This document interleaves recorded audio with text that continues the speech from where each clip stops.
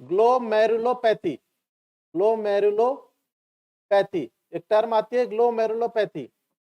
Pathy का मतलब होता है पैथोलॉजी। पैथी का मतलब क्या है? पैथोलॉजी का मतलब होता है बीमारी। क्या होती है? बीमारी, डिजीज पोर्शन। और ग्लोमेरुली मतलब ग्लोमेरुली,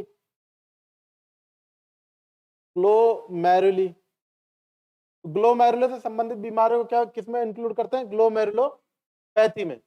आपके यहाँ पर कोर्स में क्या क्या आती है? ग्लोमेरुलोनेफ्राइटिस। कौन सी आती है? ग्लोमेरुलोनेफ्राइटिस।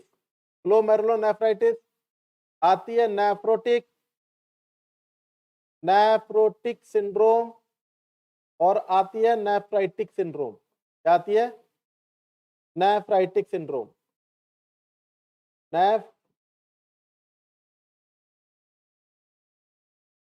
नेफ्राइटिक, दोबारा लिखते हैं, नेफ्राइटिक सिंड्रोम। देखेंगे दो टर्म रखी है मैंने यहाँ पे, एक तो नेफ्रोटिक और एक नेफ्राइटिक।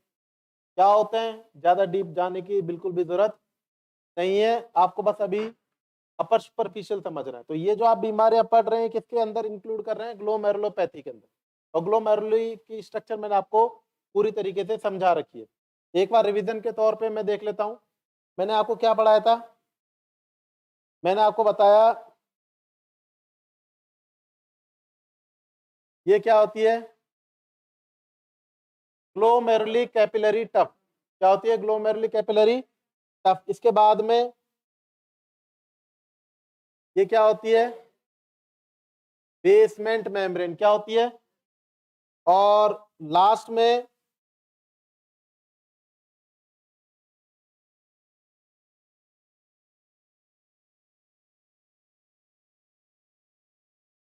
ये क्या होता है? Bowman's capsule. समझ रहे हैं बात को? ये सब चीजें आपको स्ट्रक्चर मैंने पूर्णतः समझा चुका हूं मैं। समझ रहे? रीनल कॉर्पिसल्स क्या है, रीनल ट्यूब्यूल्स क्या है, और ये दोनों मिलकर क्या बना रहे हैं? नेफ्रॉन बना रहे हैं। नेफ्रॉन के रीनल कॉर्पिसल्स के अंदर आपको मैंने कुछ भाग बताया आपको, जैसे अपने ग्लोमेरुली बताया, ग्लोमेरुलर बताया। ग्लोमेरुलर और ग्लोमेरुली ये क्या है? ग्लोमेरुलर, बर बताया था ना, बर। बी फॉर बाउमेंस कैप्सूल और आर फॉर ग्लोमेरुलर। इसका दूसरा नाम क्या है? ग्लोमेरुलर। और ये क्या है? ग्लोमेरुलस। जो कैपिलरी टफ होता है इसे क्या बोलते हैं? ग्लोमेरुलस। समझ रहे हैं बात को? यहां से ब्लड छन करके कहां पर जाता है? यहां से ब्लड छन करके कहां पर आता है? बाउमेंस कैप्सूल्स के अंदर आता है। ये प्रोसेस आपको पूरी तरीके से पता है, ठीक है। और ये क्या होती है? बेसमेंट मेम्ब्रेन होती है। अब जो नए स्टूडेंट है, अब मैंने बताया है कि मेरी क्लासेस को कंटिन्यू करने के लिए पिछली क्लासेस को लेना शुरू करो। एक दिन में 2 क्लास लोगे तो दूसरे दिन में 3 लोगे, और आप आने वाले 3-4 दिनों में मेरे बराबर आ जाओगे। तो इनके पूर्ण स्ट्रक्चर को समझने के लिए आपको एक बार प्रीवियस क्लासेस के ऊपर जाओ, उनको लिखो कॉपियों के अंदर। तो पहले अब जो नए स्टूडेंट बैठ रहे हैं तब जाके सिस्टम कवर होगा पूरा। समझ रहे हैं? तो ये आपको मैंने रिवीजन करवाया है। इस प्रकार से मैंने आपको पढ़ाया था पूरा एनाटॉमी फिजियोलॉजी। मैंने पढ़ाया एक्सटर्नल एनाटॉमी, इंटरनल एनाटॉमी, उसके बाद माइक्रोस्कोपिक एनाटॉमी, फिर ग्रॉस एनाटॉमी। तो ग्रॉस एनाटॉमी के अंदर मैंने आपको डिस्कस करवाया था नहीं करवाया था? अब ये डिस्कस करने के बाद में हम तो अपने पॉइंट पर आते हैं। सबसे पहली बात कि बीमारी का नाम लिख रहे हैं ग्लोमेरुलोनेफ्राइटिस। ग्लोमेरुलो बीमारी का नाम लिखा है मैंने। अभी पिछली स्लाइड से आप ये समझ चुके हैं कि ग्लोमेरुलोनेफ्राइटिस क्या होती है। ग्लोमेरुलोपैथी का एक भाग है या ग्लोमेरुली से संबंधित बीमारियों का एक भाग है। इसके अंदर एक बीमारी क्या है? ग्लोमेरुलोनेफ्राइटिस। इसकी डेफिनेशन क्या होती है? It's antigen antibody mediated reaction. ये क्या है? Antigen antibody mediated reaction. Mediated reaction. पहले मैं डेफिनेशन लिख रहा हूं फिर समझा दूंगा। समझ रहे हैं? It's antigen antibody mediated reaction which cause structural destructive and inflammatory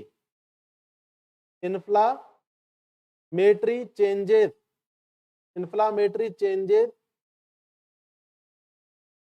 with in glomeruli. ये आपके सामने डेफिनेशन मैंने पूरी पूरी लिखी, इसको आप या तो रटें या फिर रटने के पहले इसको आप एक बार समझ लें। इसको पूरी तरीके से समझने के लिए हमको नॉर्सेट लेवल पे अपन को इसकी पैथोफिजियोलॉजी पढ़नी पड़ती है। ठीक है, पैथोफिजियोलॉजी आपको इस लेवल पे बिल्कुल पढ़ने की जरूरत नहीं है, बस एग्जैक्ट कॉज समझना है कि क्या होता है। समझ रहे, कोई भी बीमारी होती है किडनी से संबंधित, तो उसमें सबसे पहला टेस्ट क्या करवाया जाता है? यूरिन टेस्ट करवाया जाता है। क्या करवाया जाता है? और यूरिन टेस्ट में सबसे पहले डॉक्टर रिपोर्ट देखना चाहता है कि इसके यूरिन के अंदर प्रोटीन लीक हो रहा है या नहीं हो रहा।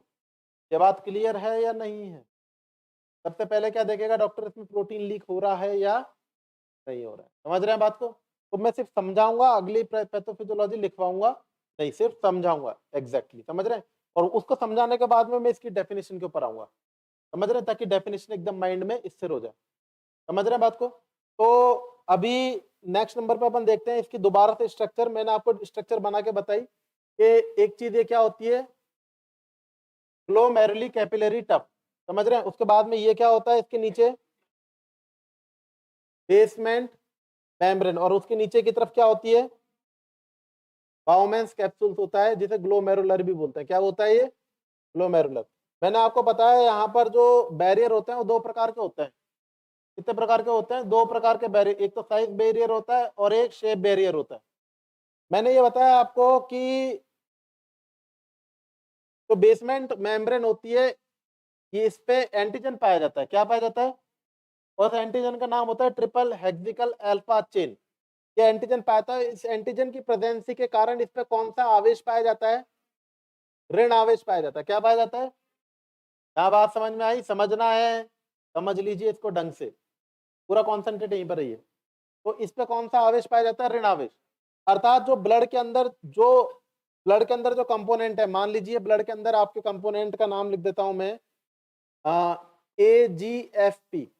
ये क्या नाम है? AGFP, एल्बुमिन, ग्लोबुलिन, फिब्रिनोजन और प्रोथ्रोम्बिन। ये क्या है? ये प्लाज्मा प्रोटीन है। क्या है ये? Plasma proteins. अब जो रेगुलर स्टूडेंट है उनको किसी चीज में दिक्कत नहीं आ रही होगी, क्योंकि मैंने जो 6 दिन पढ़ाया वो मैं सब बताया कि ये ब्लड का कंपोजिशन होता है, इसके अंदर ये होती है प्लाज्मा प्रोटीन्स। इनका नाम क्या है? AGF। स्वस्थ मनुष्य के अंदर यहाँ पर जो यूरिन है इसके अंदर 0% होनी चाहिए। जब आप यूरिन की जांच करेंगे तो ये प्रोटीन बिल्कुल भी नहीं होनी चाहिए। ये बात क्लियर है कि नहीं है? ये बात बिल्कुल दिमाग में होनी चाहिए। और जैसे ही ये यहाँ पर आती है, क्या कहाँ पर आती है? प्रोटीन कहाँ पर आती है? यूरिन में आती है। समझ रहे हैं बात को? इस कंडीशन को क्या बोलते हैं? इस कंडीशन को बोलते हैं प्रोटीन यूरिया। क्या बोलते हैं अपन इसे? Protein urea. कहां पर आ गई प्रोटीन? कहां से आई? ब्लड से। कहां से आई? तो इस कंडीशन को बोलते हैं हाइपोएल्ब्यूमिनेमिया। क्या बोलते हैं? हाइपोएल्ब्यूमिनेमिया। मतलब ब्लड में क्या हो गई है? एल्ब्यूमिन की कमी, और यूरिन में क्या हो गई है? मतलब यूरिन में प्रेजेंस ही हो गई है। 0% होती है तो बढ़ने लग गई है। मेन कारण क्या है? यहां पर होता है एंटीजन। क्या होता है? और इस पे कोई आकर के एंटीबॉडी जुड़ती है। क्या जुड़ती है? एंटीबॉडी। तो इस एंटीजन और एंटीबॉडी मीडिएटेड रिएक्शन के कारण से, एंटीजन एंटीबॉडी मीडिएटेड रिएक्शन के कारण से क्या होता है? ये जो आवेश होता है ये क्या हो जाता है? खत्म। ये ऋण आवेश क्या हो जाता है? खत्म। ये ऋण खत्म हो गया। ये ऋण आवेश एकदम खत्म हो गया। अर्थात यहां पर कोई जो ऋण आवेश था, पहले वो ऋण ऋण जब जुड़ते हैं तो क्या करते हैं? प्रतिकर्षित करते हैं, नहीं करते? जब दो एनायन आसपास आते हैं तो उसको रिफ्लेक्ट करा जाता है, और जो अपोजिट आयन आता है उसको अट्रैक्ट किया जाता है। इसे आकर्षण और प्रतिकर्षण कहते हैं। तो जब ऋण आयन के पास में ऋण आयन आएगा तो नॉर्मली क्या होगा? ये उसको भगा देगा। कौन किसको भगा देगा? बेसमेंट मेम्ब्रेन किसको भगा देगा? प्रोटीन को भगा देगा। ये यहां से आने की जरूरत नहीं है। लेकिन जब बेसमेंट मेम्ब्रेन पे ये जो ऋण आयन है वो खत्म हो गए, वो खत्म क्यों हुए? क्योंकि यहाँ पर कौन सी रिएक्शन हुई? एंटीजन और एंटीबॉडी मीडिएटेड रिएक्शन हुई, जिसके कारण से बेसमेंट मेम्ब्रेन का ऋणावेश खत्म हो गया। तो ये जो ऋणावेश है ये डायरेक्टली कहां पर लीक हो जाएंगे, और इस कंडीशन को क्या बोलेंगे? हाइपो एल्ब्यूमिनेमिया। क्या होगा? हाइपो, और ये जब यूरिन में प्रेजेंट होगा तो इसको क्या बोलेंगे? Protein urea. समझ में आई कि नहीं आई बात? यहां तक बात समझ में आनी चाहिए। नेक्स्ट नंबर पे बोलते हैं, नेक्स्ट नंबर पे बोलते हैं साहब कि ये होता है अपना फनी ऑर्गन और इसका नाम है लिवर। क्या नाम है इसका? नाम लिवर। कंडीशन क्या हो चुकी है? कंडीशन ये हो चुकी है कि हाइपोएल्ब्यूमिनेमिया हो रहा है। क्या हो रहा है? हाइपोएल्ब्यूमिनेमिया का मतलब ब्लड के अंदर एल्ब्यूमिन की क्या हो रही है? कमी हो रही है। ठीक है, अब ये एल्ब्यूमिन बनती कहाँ है? एल्ब्यूमिन बनती है लिवर से। कहां से बनती है? तो ये रेगुलर लिवर बेचारा क्या करता है? रेगुलर किसका प्रोडक्शन करता है? प्लाज्मा प्रोटीन्स या फिर एल्ब्यूमिन का प्रोडक्शन करता है। कितना करने लग जाता है साहब? 12 ग्राम पर डे करने लग जाता है। कितना करने लग जाता है? 12 ग्राम पर डे। मतलब इसकी मैक्सिमम कैपेसिटी है, मैक्सिमम कैपेसिटी है कि कितना प्रोडक्शन करने लग जाता है? 12 ग्राम पर डे करने लग जाता है। लेकिन जितना प्रोडक्ट करता है वो सारा लीक होके कहाँ आ जाता है? यूरिन में आ जाता है। यहाँ बात समझ में आई कि नहीं आई बात? मैक्सिमम कितना प्रोडक्शन कर रहा है लिवर? इससे ज्यादा कर ही नहीं सकता। 14 भी कर जाता है, 12 से 14 ग्राम। लेकिन जितना भी प्रोडक्शन कर रहा है वो सारा लीक हो रहा है। कहां पर हो रहा है? क्यों हो रहा है? चार्ज बैरियर खत्म हो चुका है। चार्ज बैरियर, अब क्या है कि जितनी भी प्रोटीन बनाओगे कहां लीक होगी? डायरेक्ट यूरिन में, जिसके कारण से प्रोटीन यूरिया होगा, हाइपोएल्ब्यूमिनेमिया होगा। समझ रहे हैं? और हाइपोएल्ब्यूमिनेमिया को ट्रीट करने के लिए लिवर क्या कर रहा है? कंपेंसेट कर रहा है। कंटिन्यूअसली किसका प्रोडक्शन कर रहा है? प्लाज्मा प्रोटीन का कर रहा है सामने। अब एक ऐसी कंडीशन आएगी कि एल्ब्यूमिन की जगह वो किसका प्रोडक्शन करने लग जाएगा? लिपिड का। किसका करने लग जाएगा? लिपिड का। बाय मिस्टेक करते हैं। क्या करता है लिवर? बाय मिस्टेक, अनफॉर्चुनेटली, गलती से, गलती से करते कर किसका रहा है? एल्ब्यूमिन का। गलती से किसका कर देगा? लिपिड का। और इस कंडीशन को क्या बोलते हैं? हाइपर लिपिडेमिया। क्या बोलते हैं? हाइपर लिपिडेमिया। और संग में एक गॉड गिफ्ट मिलता है अपने को, एडिमा। और इनको बोलते हैं classical triad feature of nephrotic syndrome. क्या बोलते हैं अपन इसे? Classical triad feature of nephrotic syndrome. समझ में आई कि नहीं आई? जैसे नेफ्रोटिक सिंड्रोम क्या होता है ये समझे। नेफ्रॉन से संबंधित बीमारियों का समूह। इसके अंदर ग्लोमेरुलर आएगी नहीं आएगी? नेफ्रॉन के पार्ट क्या होता है? ग्लोमेरुली होता है। तो ग्लोमेरुली में कोई बीमारी होगी तो वो किस में काउंट करेंगे? नेफ्रोटिक सिंड्रोम में। तो एक आपके सामने एक सिंपल सा क्वेश्चन बनता है सीएचओ लेवल पे, निम्न में से नेफ्रोटिक सिंड्रोम का कौन सा भाग नहीं है? तो आप बोलेंगे प्रोटीनूरिया, हाइपरलिपिडेमिया, एडिमा और कोलेस्ट्रॉल का बढ़ना। तो कौन सा है? कोलेस्ट्रॉल। मतलब तीन आपको याद होने चाहिए। क्लासिकल ट्रायड फीचर का मतलब होता है तीन। ये दोनों एक ही है, एक ही याद कर लो कोई सा भी। बेसिकली क्या लिखा रहता है किताबों में ये। तो कितने क्लासिकल ट्रायड फीचर हुए? एक, दो और एक, तीन। कौन कौन से? प्रोटीन यूरिया दूसरे नंबर पे, हाइपरलिपिडेमिया तीसरे नंबर पे, एडिमा। कोई भी बड़े से बड़ा सर्जन या फिर छोटे से छोटा हेल्थ वर्कर अगर आपसे पूछे कि भाई ग्लोमेरुलर नेफ्राइटिस नेफ्रोटिक सिंड्रोम में प्रोटीन यूरिया क्यों होता है, तो क्या बोलेंगे? साहब साइज बैरियर बेसमेंट मेम्ब्रेन का खत्म हो जाता है। बेसमेंट मेम्ब्रेन पे कौन सा आवेश होता है? ऋण आवेश। प्लाज्मा प्रोटीन पे कौन सा आवेश है? ऋण आवेश। इसी वजह से अभी तक प्रोटीन बची हुई थी। जैसे ऋण आवेश खत्म हुआ, प्रोटीन कहां लीक हो जाएगी? बस आपकी नॉलेज अपडेट हो गई, अगला आपसे नहीं पूछेगा। या आपको नॉलेज अपडेट करने के लिए, और जब आप फर्दर स्टडीज करते हैं तो वहां पर साइंस सिम्टम्स बनाने के काम आता है। कारण पता होना चाहिए। प्रोटीन यूरिया क्यों हो रहा है? बेसमेंट मेम्ब्रेन पे एंटीजन एंटीबॉडी मीडिएटेड रिएक्शन के कारण ऋण आवेश का खत्म होना। हाइपरलिपिडेमिया क्यों हो रहा है? जो मैंने बताया वो ही बोलेंगे। लेवर क्या करता है? कंटिन्यूअसली प्लाज्मा प्रोटीन का प्रोडक्शन करता है, लेकिन गलती से दुर्भाग्यवश अनसर्टेनिटी लिपिड का प्रोडक्शन। यही रेशनल दे रखा है बड़ी से बड़ी बुक्स के अंदर और गूगल के ऊपर कि बाई अनफॉर्चुनेटली इसका प्रोडक्शन करने शुरू हो जाता है लिपिड का। और इस कंडीशन के कारण क्या होता है? और एक आपको संग में क्या मिलेगा? Classical triad feature of nephrotic syndrome, number 1, number 2, number 3। अब ये आपको उतारने की जरूरत नहीं है। समझ में आई बात? समझ में आई कि नहीं आई? ठीक है, एक बार और बता रहा हूं मैं आपको। ये जो स्ट्रक्चर बनाई है ये नेफ्रॉन का आधा पार्ट है साहब, अब इसके आगे मैं इस प्रकार से बना दूं पीसीटी, फिर घुमा दूं हेनले लूप, और ये बना दूं मैं डीसीटी और कलेक्टिंग डक्ट, तो ये आपको देखने में क्या लग रहा है, एक नेफ्रॉन। ये पढ़ा चुका हूं मैं पहले की क्लासेस में 6 दिन पहले, ठीक है। और अब इसकी बीमारियां पढ़ रहे हैं, मतलब अपन एमएसएन पढ़ रहे हैं। पहले पढ़ी एनाटॉमी फिजियोलॉजी कॉमन कंडीशन, और कॉमन कंडीशन के अंदर अपन यहाँ पर पढ़ते हैं नेफ्रोटिक सिंड्रोम और ग्लोमेरुलोनेफ्राइटिस। तो हमको ये पढ़ने के लिए हमको इसकी स्ट्रक्चर पता होना चाहिए और मेन कारण पता होना चाहिए कि किस कारण किडनी की बीमारी किसे कहते हैं। किडनी की बीमारी की शुरुआत होती है जैसे ही यूरिन के अंदर आप क्या आने लग जाए, प्रोटीन आने लग जाए, मतलब किडनी क्या हो गई, खराब हो गई। समझ गए बात को। अब इस कंडीशन को डिटेक्ट करने के लिए यूरिन टेस्ट करवाया और आपने प्रोटीन को सर्च करने की कोशिश की। अब एग्जैक्ट कॉज क्या है प्रोटीन लीक होने का, तो आपको पता होना चाहिए कि बेसमेंट मेम्ब्रेन पे कौन सा आवेश है। समझ में आई बात। अब ऋण आवेश है, और जैसे ही प्लाज्मा प्रोटीन पर ऋण आवेश है तो नॉर्मल कंडीशन स्वस्थ मनुष्य में प्लाज्मा प्रोटीन लीक नहीं होगी। लेकिन जैसे ही इस पे क्या होगी, एंटीजन एंटीबॉडी मीडिएटेड रिएक्शन होगी, तो ये ऋण आवेश क्या हो जाएगा, खत्म हो जाएगा, और चार्ज बैरियर खत्म हो जाएगा, इसे बोलते हैं। और प्लाज्मा प्रोटीन लीक होकर कहाँ आ जाएगी, यूरिन में। इसे बोलेंगे प्रोटीन यूरिया, यहाँ पर बोलेंगे हाइपोएल्ब्यूमिनेमिया। एल्ब्यूमिन की कमी हुई है या प्रोटीन की कमी हुई है तो लिवर कंपेंसेट करने की कोशिश करेगा। कंपेंसेट मतलब क्षतिपूर्ति करने की कोशिश करेगा। कंटिन्यूअसली किसका प्रोडक्शन करेगा, प्लाज्मा प्रोटीन्स का। करते करते गलती से किसका प्रोडक्शन करेगा, लिपिड का। इस कंडीशन को क्या बोलेंगे, और लास्ट में क्या होगा, these are the classical triad feature of the nephrotic syndrome और द ग्लोमेरुलोनेफ्राइटिस। ये समझ में आई, यहां तक समझना है। इसको मैं हटा रहा हूं ताकि आप मिसगाइड नहीं हो, ठीक है। अब पिछली स्लाइड पे आते हैं। पिछली स्लाइड पे अपन कह रहे हैं, पिछली स्लाइड पे अपन कह रहे हैं कि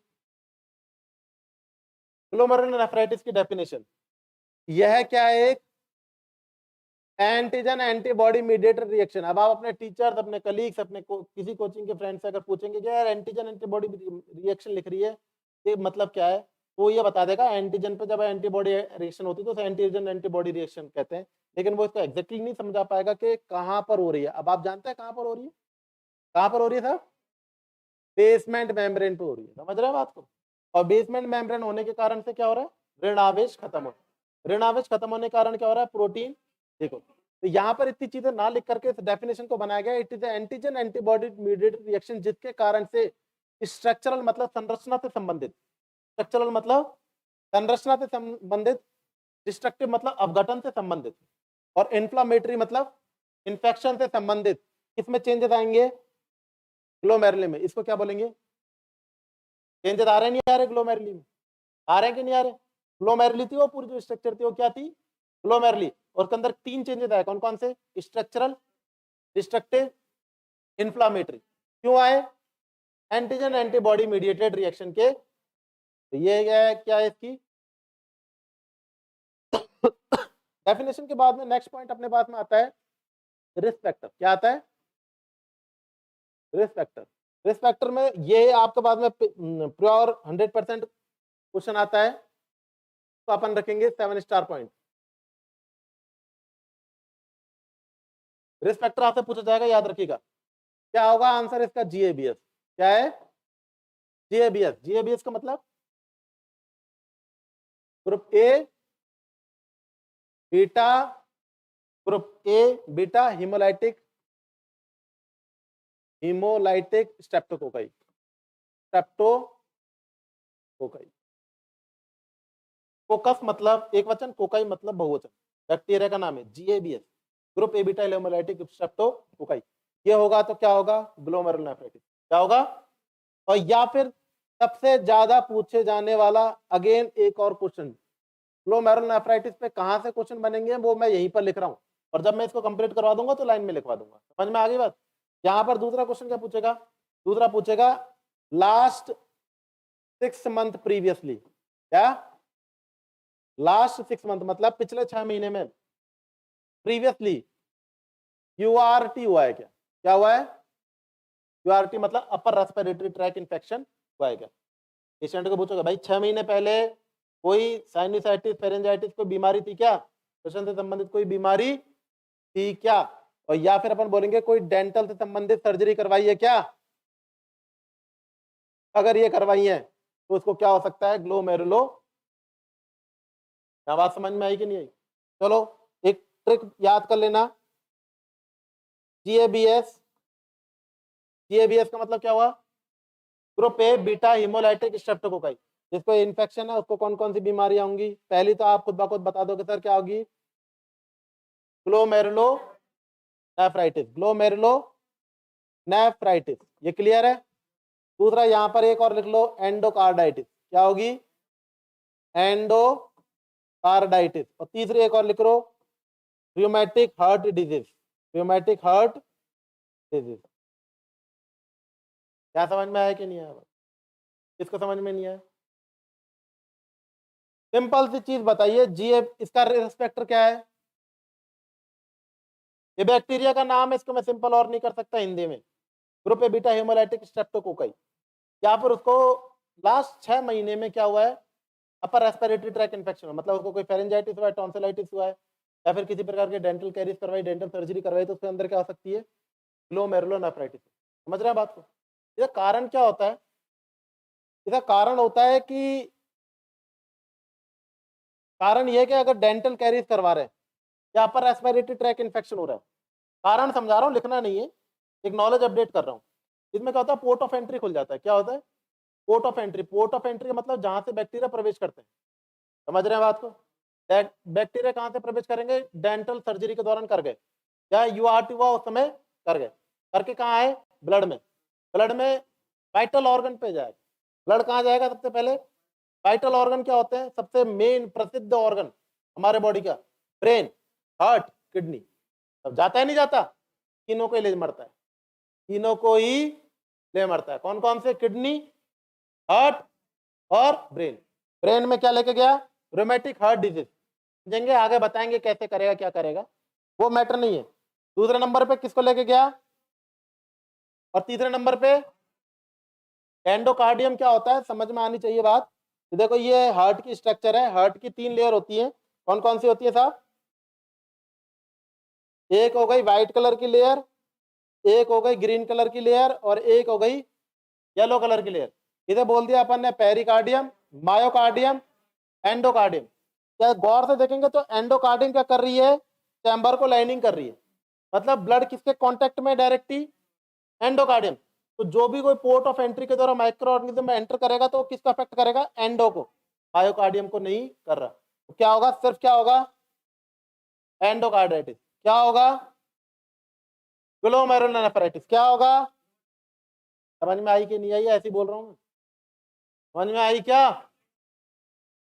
ठीक है। यहां पर शॉर्ट टाइम में तैयारी ज्यादा करनी है, ज्यादा करनी है, कम करनी है? तो कुछ चीजों को याद भी करते चलेंगे, और जब वक्त आएगा डिटेल्स पढ़ने का तब उसको वहां पर करते चलेंगे। समझ में आ रही है बात? तो यहाँ पर सबसे पहले नोट। नोट का मतलब क्या होता है? नोट का मतलब होता है कुछ बार बार पूछे जाने वाले क्वेश्चन जो कि इस टॉपिक से संबंधित नहीं है लेकिन कहीं ना कहीं इंटरलिंक है। समझ रहे हैं? तो यहाँ पर इन ये जो मैं लिखा हूं ना नोट, इनको जरूर याद कर लेना, ये बात याद रखिएगा। नोट जो मैं लिखा हूं उनको टिप्स पे याद होने चाहिए। कारण अभी समझने का नहीं है, किसी को ज्यादा ही समझना हो तो समझ सकते हैं बाद में बाहर आकर के, लेकिन आपको ये एज इट इज याद रखना। सबसे पहला यहाँ पर 3 क्वेश्चन बनते हैं। पहला क्वेश्चन बनता है एस्कॉफ बॉडीज। क्या बना? सब बोलेंगे एक साथ, एस्कॉफ बॉडीज। अब ये एस्कॉफ बॉडीज को सेम सेम सा लग रहा है तो एक बार और रख देता हूं, उसको बोल देता हूं नेग्री बॉडीज। क्या लिख दिया? नेग्रीज बॉडीज। और एक और क्वेश्चन लिख देता हूं, उसको बोल देते हैं Duckett Jones, Duckett Jones criteria. सबके सब एक साथ बोलेंगे, क्या क्या बोला मैंने? एस्कॉफ बॉडीज, नेग्री बॉडीज, और अभी ये होती होंगी कोई चीजें, ज्यादा सोचने की समझने की जरूरत नहीं है अभी से, लेकिन ये पेपर में आती है इसलिए बता रहा हूं मैं आपको। अरे कॉमन स्टैंडर्ड के पेपर में नहीं है, एकदम बेसिक आरपीएससी लेवल के, यूपीसीएचओ के लेवल के क्वेश्चन। समझ रहे हैं? देखो एस्कॉफ बॉडीज सबसे पहले लिख लेते हैं। एस्कॉफ बॉडीज ये कैसे मिलेगा? आरएचडी। आरएचडी मतलब रियोमैटिक हार्ट। याद रहेगा? ऐसे पूछेगा एस्कॉफ बॉडीज किस में देखने को मिलेगा, तो क्या बोलोगे? समझ में आई बात? दूसरे नंबर पे नेग्री बॉडीज, तो तुरंत बोल देना था रेबीज में मिलेगा। किस में मिलेगा? आ सकता है पेपर में, नहीं आ सकता? आ सकता है क्या कि रेबीज मतलब हाइड्रोफोबिया मतलब कुत्ता काटने से जो बीमारी होती है उसके अंदर कौन सी बॉडीज होती है। अब इतना दिमाग मत लगाओ कि सर ये बॉडीज क्या होती हैं, तो मैं आपको अगर मैं सिंपल तरीके से समझाऊं, ये नेक्रोस एरिया होता है ब्रेन का जिसके अंदर ब्लड सप्लाई कम होती है, एक नेक्रोस एरिया बनता है, उसे बोलते हैं नेग्री और एस्कॉप। ये अपन को क्या मतलब है, अपन को हेडलाइन करनी है। एस्कॉप बॉडीज जब आपको टीचर पढ़ाएगा आरएसडी तो पढ़ाएगा नहीं पढ़ाएगा, नेग्रीज पढ़ाएगा, वो वहां पर पढ़ लेना। अभी तो क्या करना है, क्लिक करना है क्वेश्चन को, क्योंकि आपके पास में 3 बीमारियां आ गई। कौन कौन सी, ये तो मैं पढ़ा रहा हूं, ये आ गई संघ में और ये भी एक संघ में आ गई। समझ में आई बात। तो यहाँ पर अपन आरएसडी के 2 क्वेश्चन बन रहे हैं, एक तो क्या है एस्कॉप बॉडीज और एक नेगरी किसमें पाई जाएगी, रेबीज। एस्कॉप किसमें पाई जाएगी, आरएचडी। समझ में आई बात। लास्ट बता डिकन जॉन्स क्राइटेरिया, इसको क्या बोला, आरएचडी क्या बोला, रोमैटिक हार्ट डिजीज। ये कोई बीमारी होती होगी, इस बीमारी होगी तो साइन सिम्टम्स भी बनेंगे। तो साइन सिम्टम्स को क्या है, साइंटिस्ट थे साहब, एक साइंटिस्ट का नाम था डिकन जॉन्स, क्या बोलते हैं, उसके साइंटिस्ट के नाम के आधार पे साइन सिम्टम्स को 2 भागों में बांट दिया। एक तो ज्यादा हाई साइन सिम्टम्स बोल दिया मॉडरेट, और एक माइल्ड सिम्टम्स। समझ रहे हैं। तो जो साइन सिम्टम्स का वर्गीकरण करा उसको क्या बोला, जॉन्स क्राइटेरिया। क्या बोला, क्वेश्चन आपके पास में सीएचओ लेवल पे पूछा गया यूपी सीएचओ में कि जॉन्स क्राइटेरिया किससे संबंधित है, आरएचटी किससे संबंधित है। जब आपका कोई एग्जामिनर पेपर बनाएगा, सिलेबस रखेगा, प्रीवियस पेपर रखेगा, ये बात फिक्स अपने दिमाग में रखिए। समझ गए बात को।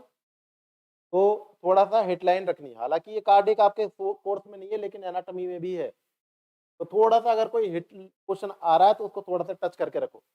समझ रहे हो।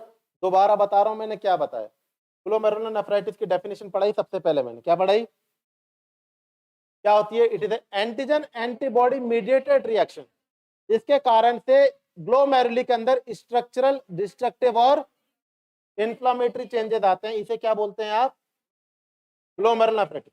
किसमें देखने को मिलेगा, तो आप बोलेंगे रिस्क फैक्टर है साहब, ये जिस पेशेंट के अंदर जीएबीएस हो, मतलब पॉजिटिव कॉज बैक्टीरिया कौन सा हो, group A beta haemolytic Streptococcus.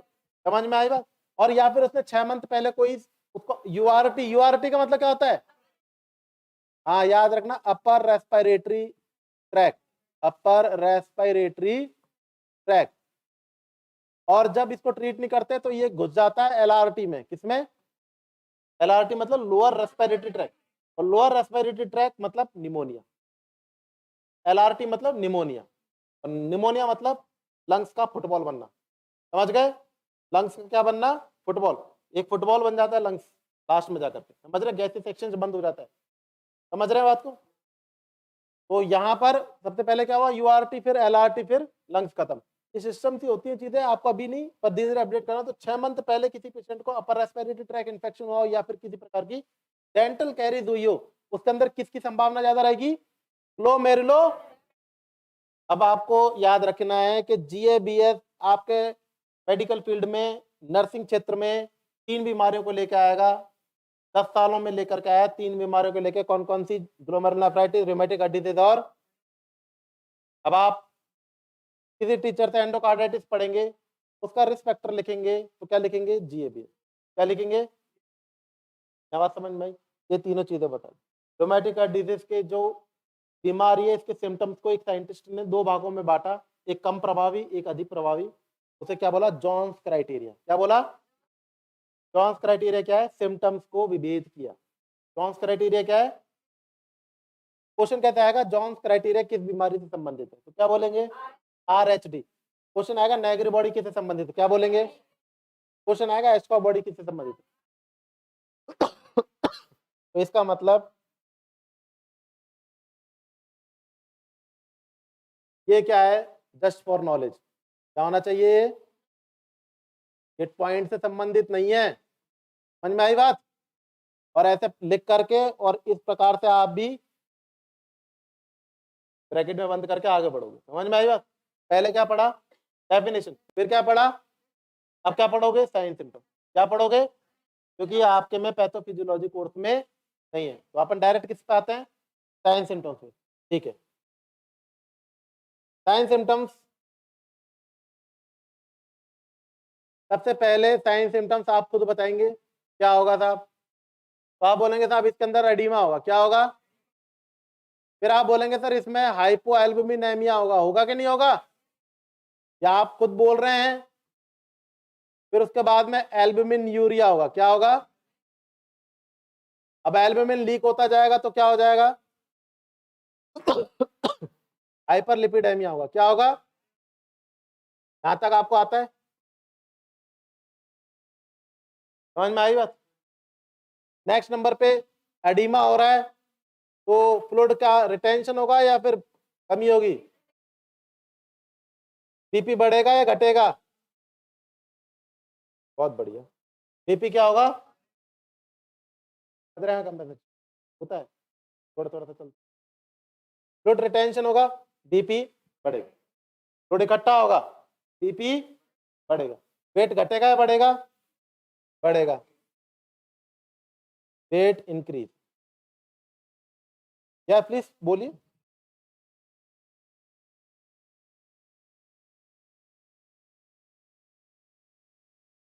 Protein urea नहीं लिखा क्या मैंने इसमें? क्या लिख दिया? कोई बात नहीं, कोई बात नहीं, समझ रहे ना? क्योंकि इसके लिए मैं 2 घंटे लेता हूँ क्लास को पढ़ाने के लिए। वैसे इसके पूरा कंप्लीट वीडियो मेरे यूट्यूब चैनल पर रखा हुआ है, अपन को डिस्कस बिल्कुल नहीं करना है। समझ रहे हैं? जस्ट फॉर योर क्यूरियोसिटी ये 2 प्रकार के रख देंगे। एक तो सिलेक्टिव प्रोटीन यूरिया, क्या लिखा अपन ने? और एक लिख दिया नॉन सेलेक्टिव प्रोटीन यूरिया। मतलब कोई सिलेक्टेड प्रोटीन्स लीक हो रही है, मान लीजिए एल्बुमिन, तो इसको क्या बोलेंगे? Albumin urea. और सेलेक्टेड नहीं हो रही, सभी लीक हो रही है, मतलब एल्बुमिन भी जा रही है, प्रोथ्रोम्बिन भी जा रही है, सब जा रही है, तो इसको क्या बोलेंगे? अपन को इतनी जरूरत नहीं है, अपन ने एल्बुमिन यूरिया लिख दिया। समझ गए बात को? तो अपन इसको यहाँ से क्या कर देते हैं? हटा देते हैं। कोई डाउट थोड़ी ना है? चलो ठीक है, आगे चलते हैं। हाँ, सिस्टम पे चलते हैं। ये लो प्रोटीन यूरिया,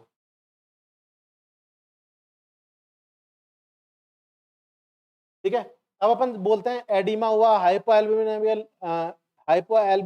हुआ, एल्बुमिन यूरिया या प्रोटीन यूरिया हुआ, हाइपरलिपिडेमिया हुआ, फ्लूइड रिटेंशन हुआ, बीपी बढ़ा, वेट इंक्रीज हुआ। यहाँ तक बात क्लियर है आप सबको?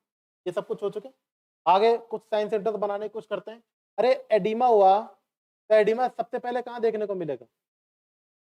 कहाँ पर देख? जहां पर स्किन लूज होगी, जहां पर स्किन लूज होगी वहां पर एडिमा। क्यों? यहाँ पर देखने को मिलेगा। अब यहाँ पर स्किन टाइट है, यहाँ पर फ्लूइड इकट्ठा हो जाएगा तो स्किन में ये एडिमा देखने को, तो सबसे पहले कहाँ देखने को मिलेगा? जहां पर स्किन लूज होगी। ये कौन सा एडिमा देखने को मिलेगा? Periorbital oedema. कारण पता है क्यों? अभी से मैं पहले पूछता कि साहब ग्लोमेरुलनेफ्राइटिस नेफ्रोटिक सिंड्रोम में आंख के नीचे सुबह उठते सूजन क्यों आती है? बोलेंगे साहब जहां पर स्किन लूज होती है ना, वहीं पर फ्लूइड इकट्ठा होता है तो सूजन दिखती है। होने को तो पूरी बॉडी में होती है, लेकिन वो दिखती नहीं है। दिखती कहाँ पर है? यहाँ पर। इस एरिया क्या बोलते हैं? Periorbital. आवाज समझ में आई? और आपको जो मन है वो बोल दो, एंकल, और बोल दो पल्मोनरी, कोई दिक्कत नहीं है। कॉपी भरनी है अपन भर सकते हैं। एंकल एडिमा, प्लूरल इफ्यूजन लिख देंगे और पेरिकार्डियल इफ्यूजन लिख देंगे। दिख रहा है आपके सामने? ठीक है। अब पीयूएन को क्या कर दो? बढ़ा दो। क्रिएटिनिन को क्या कर दो? ये क्या है? नाइट्रोजनस वेस्ट है। क्या है ये? नाइट्रोजनस वेस्ट है, तो इनको बीयूएन की वैल्यू बढ़ जाएगी, क्रिएटिनिन की वैल्यू बढ़ जाएगी। Creatinine clearance test, CCT, creatinine clearance test को घटा दो, टेस्ट को घटा दो। अर्थात क्रिएटिनिन क्लियरेंस टेस्ट क्या होता है? यह किडनी की एक सामर्थ्य शक्ति है, यह क्षमता है जिसके ऊपर किडनी क्रिएटिनिन को क्या करती है? बाहर निकालती है। अगर सीसीटी घट जाएगा तो क्रिएटिनिन बाहर, तो कहां पर रह जाएगा? बॉडी में। बॉडी में क्रिएटिनिन क्या हो जाएगा? बढ़ जाएगा। इस कंडीशन को क्या बोलेंगे? क्रिएटिनिन का बढ़ना और बीयूएन का बढ़ना। नॉर्मल बीयूएन की वैल्यू याद रखनी है, कितनी होती है बताएं जरा, बोलें। BUN की वैल्यू याद रहेगी 8 से, याद रहनी चाहिए। Blood urea nitrogenous waste, BUN की फुल फॉर्म क्या होती है? Blood urea nitrogenous waste, blood urea nitrogenous waste. तो इसको कितना बोलेंगे? 8 से। क्रिएटिनिन की कितनी होती है? 0.6 से 1.6। आगे क्या लिखूं? mg/dl। क्या लिखूं? mg, ये इसकी वैल्यू होगी, याद रहेगी आपको। अब फिर 7 स्टार पॉइंट जो पेपर में आता है, इसमें आप बोलेंगे कोला कलर यूरिन। कौन सा? Cola colour urine. Cola colour बोला, कोका कोला का जो कलर होता है उस कलर का क्या होता है? यूरिन होता है। इसे बोलते हैं कोला कलर यूरिन। समझ रहे हैं बात को? इस कंडीशन को अगर आपसे कोई पूछे कि साहब ये क्यों हुआ, तो आप नॉर्मल लैंग्वेज में बोल सकते हैं ये हेमेचूरिया को इंडिकेट कर रहा है। किसको इंडिकेट कर रहा है? हेमेचूरिया को इंडिकेट कर रहा है, नहीं कर रहा? लेकिन अगर आप उसको दोबारा से अगर अपने नॉलेज को अपडेट करने की कोशिश करें, तो बेसमेंट मेम्ब्रेन पे कौन सा चार्ज था? नेगेटिव। नेगेटिव खत्म हो गया, तब प्रोटीन लीक होगा। प्लाज्मा प्रोटीन समझ में आ गया, AGFP। एक प्रोटीन और समझ लो, फेरेटिन। कौन सा? फेरेटिन। फेरेटिन जैसे लीक होता है आरबीसी का, फेरेटिन आरबीसी का प्रोडक्शन करता है, तो क्या होता है कि रेड कलर का यूरिन बनना शुरू हो जाता है। फेरेटिन का पाचन होगा, फेरेटिन कटेगा छटेगा तो क्या बनेगा? रेड कलर का यूरिन। कौन सा? और रेड नहीं बोलेंगे इसको, क्लासिकली क्या बोलेंगे? Cola colour urine. वो हेमेचूरिया का कारण बता रहा हूँ डीप नॉलेज के लिए, पर इतनी जरूरत नहीं है। जिस लेवल में पढ़ना है उस लेवल में पढ़ो। तो क्वेश्चन पूछेगा आपसे कि कोला कलर का यूरिन किस बीमारी में देखने को मिलेगा, तो क्या बोलेंगे आप? ग्लोमेरुलोनेफ्राइटिस। समझ में आई बात? और एक इस बीमारी का जब आप ASO टाइटर करवाओगे, क्या करवाओगे? ASO टाइटर एक प्रकार की जांच होती है जिसमें एंटी स्ट्रेप्टोलाइसिन ओ टाइटर की जांच की जाती है। तो ये क्या आएगा? पॉजिटिव आएगा। क्या आएगा? क्यों आएगा था पॉजिटिव? क्योंकि ये बीमारी किस कारण हो रही है? GABS। किस कारण हो रही है? तो जिस पेशेंट को GABS की बीमारी हुई है उसके अंदर कौन सा पॉजिटिव आएगा? ASO टाइटर। ज्यादा समझना नहीं है, माइक्रोबायोलॉजी टेस्ट का नाम है ASO टाइटर, एंटी स्ट्रेप्टोलाइसिन ओ टाइटर। समझ में आई? जिस पेशेंट को GABS की बीमारी है उसको कौन सा टाइटर आएगा? Positive ASO टाइटर। यहाँ तक समझ में आई? इसमें तो कोई भी रटवाया नहीं है, आपके सामने समझाया। जितना पढ़ा है दोबारा समझा देता हूँ एक बार, ठीक है? ग्लोमेरुलोनेफ्राइटिस डेफिनेशन है, ये तो ग्लोमेरुलोपैथी है। ग्लोमेरुलोनेफ्राइटिस डेफिनेशन है, यह एक एंटीजन एंटीबॉडी मीडिएटेड रिएक्शन होती है जिसके कारण से ग्लोमेरुली के अंदर स्ट्रक्चरल, डिस्ट्रक्टिव और इन्फ्लामेटरी चेंजेस आते हैं। क्या चेंजेस आते हैं? आगे देख लेंगे।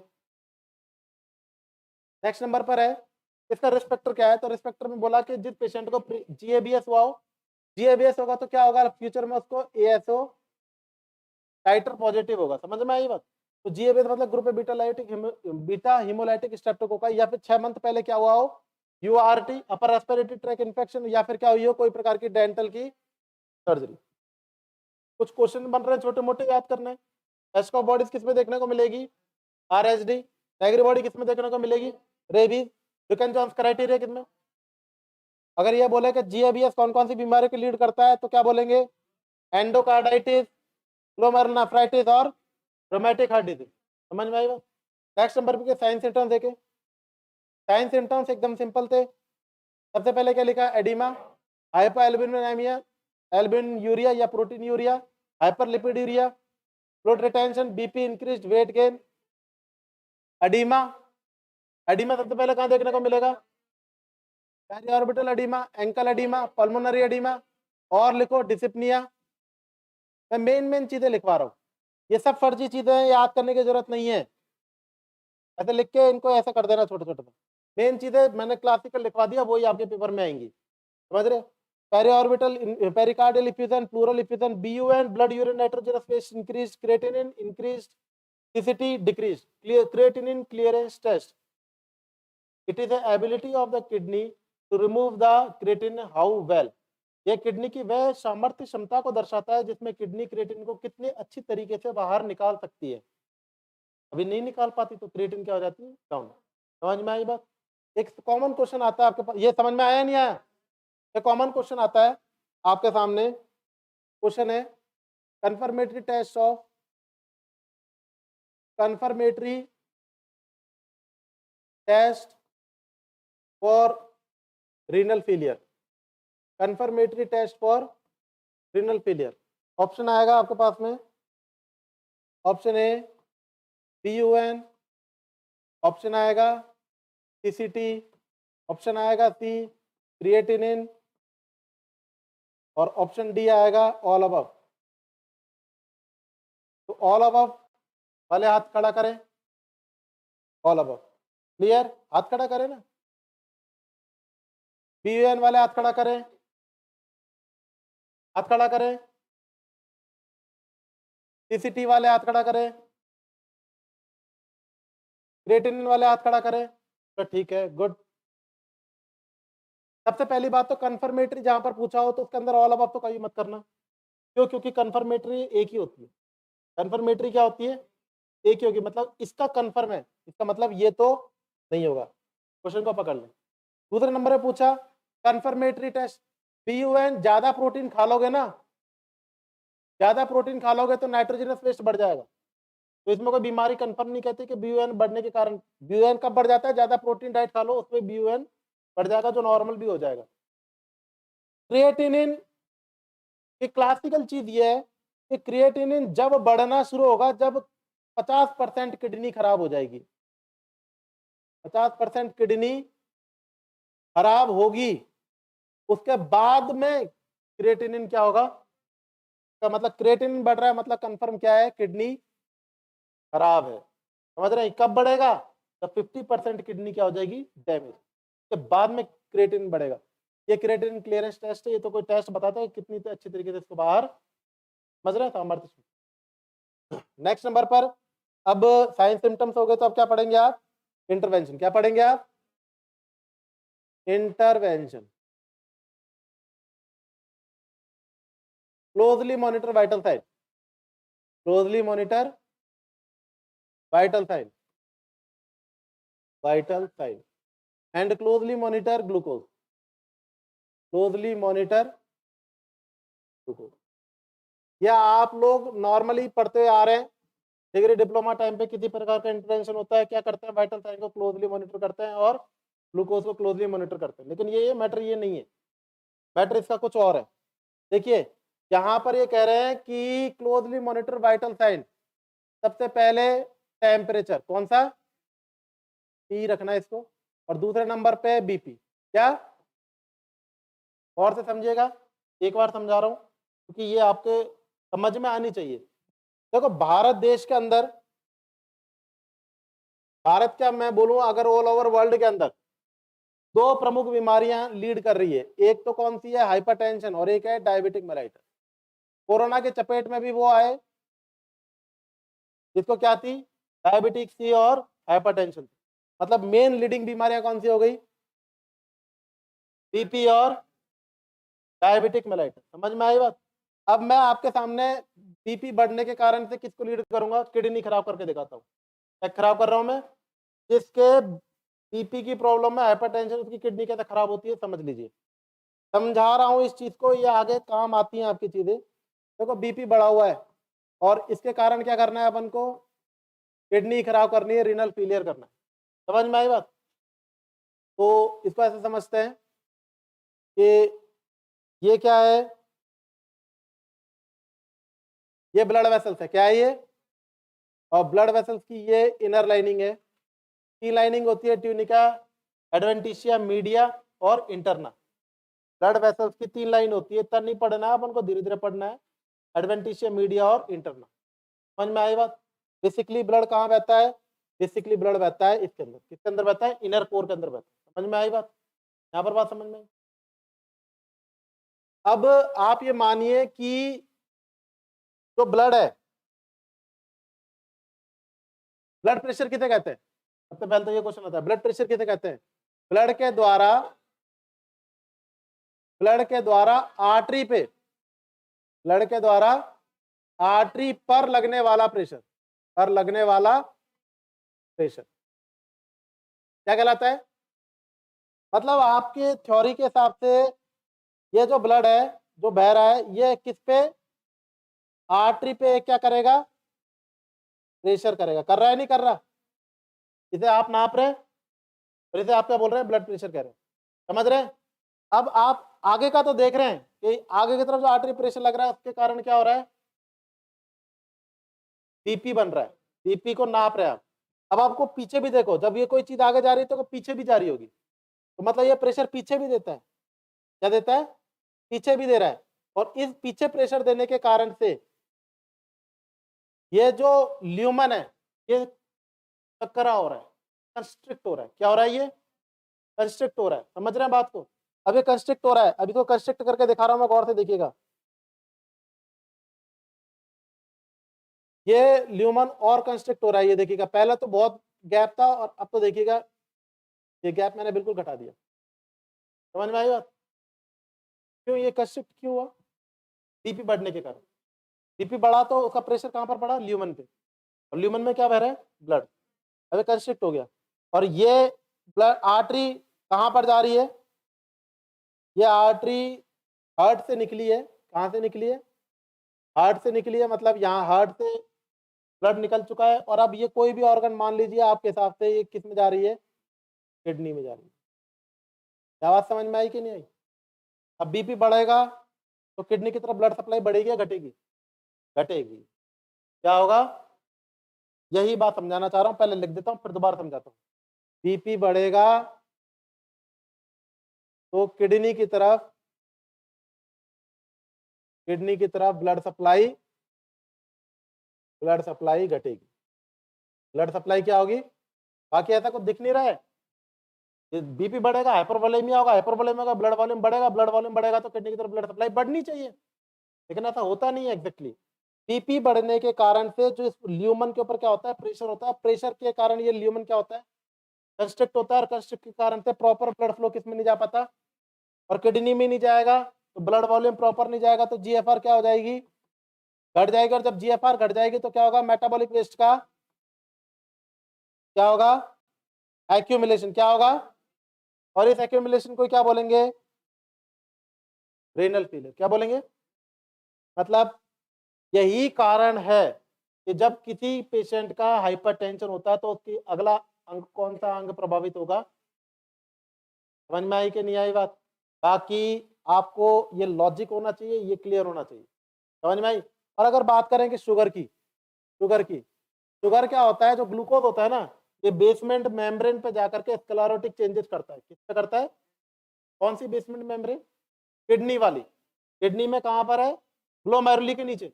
और जब बेसमेंट मेम्ब्रेन को ढक लेगा तो वहां से प्योर जीएफआर घट जाएगी। समझ रहे हैं? दो कारण होते हैं और इसी के आधार पे मैंने यहाँ पर इंटरवेंशन लिखा के क्लोजली मॉनिटर वाइटल साइन। कौन कौन से? बीपी और टेम्परेचर। टेम्परेचर बढ़ता है तो मतलब किसी प्रकार के इन्फेक्शन को इंडिकेट करता है, बस इसका कारण ये है। और दूसरा क्लोजली मॉनिटर। समझ में आई बात? क्यों बीपी को क्यों चेक करेंगे? क्योंकि क्या हो सकता है आगे की तरफ? रीनल फेलियर हो सकता है। ग्लोमेरुलोनेफ्राइटिस क्या है? एक इन्फेक्शन मात्र है, लेकिन अब क्या हो सकता है आगे? फेलियर भी हो सकता है। तो इसलिए क्या करना है? बीपी को कम रखना है। समझ में आई कि नहीं आई? कैसे समझ में आया कि नहीं आया? समझ में आना चाहिए। नेक्स्ट नंबर पे आपको सब पता है, आप लिख सकते हैं लो या मॉडरेट। क्या लिखें? प्रोटीन। क्यों? ये लाइन याद रख लें हर बार के लिए। To decrease the workload of kidney. किसकी कमी हो रही थी? एल्ब्यूमिन की।